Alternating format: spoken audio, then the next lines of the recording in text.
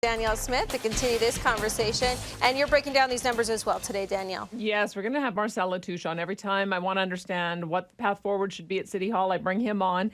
He has been arguing for some of the changes that they're now talking about, but he's been arguing about them for them for years.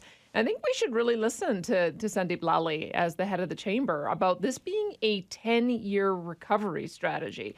So if it's a 10-year recovery strategy, then the council needs to be thinking 10 years out about how they're going to solve this problem of the gap. I mean, what has happened to this point is everybody has just been holding out, waiting for things to recover so that they didn't have to do anything. And they've just been shifting the burden around. And so it's been shifted from downtown to the businesses in the Beltline area. And now I think we all know what the solution is. I mean, a portion of that burden has to be shifted onto homeowners. You can't brag about having the lowest residential property tax rates in the country and then say, oh, woe is me, we can't possibly find a place to bring in more revenue or to do the shift. And so you're going to be smart about it. You'd freeze the business rate and you'd slowly be incrementally raising up the residential rate until they get something close to being similar. That's what's the real problem right now, is that overall the strategy should be to attract more businesses into Calgary. You attract more businesses, you expand the base, more people paying taxes, but everybody would then be able to do it at a lower rate.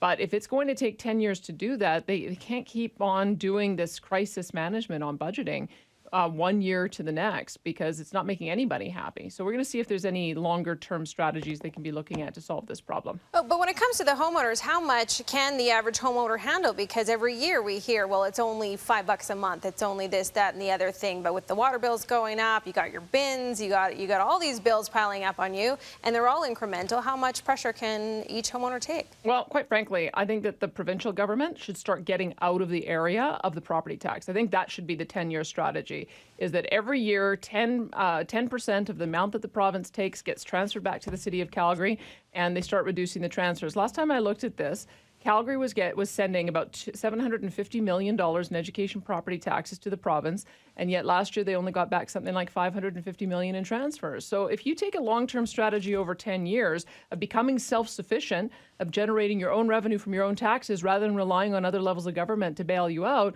then they're going to be better off. But somebody needs to start having that conversation. Yeah, so many layers to this one. Thanks, Danielle. Yeah, my pleasure.